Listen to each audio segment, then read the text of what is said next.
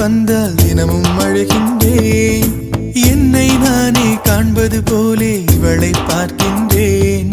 என்றும் எங்கும் வழித்துணையாக இவளை கேட்கின்றேன். உறவென்னும் வார்த்தைக்குத்தான் அர்த்தம் இங்கே கண்டேன். இவளன்பின் வெளிச்சம் முன்னே இரவும் பகல்தான் என்பேன். என்றும் என்றென்றும் இவள் சொந்தம் வேண்டும். கண்ணில் அன்பை சொல்வாளே யாரும் இல்லை இவள் போலே. துன்பம் என்னை தீண்டாமல் தாயாய் காப்பாள் மண்ணிலே. சில நேரம் புன்னகையாலே பூக்கள் தந்திடுவாள்.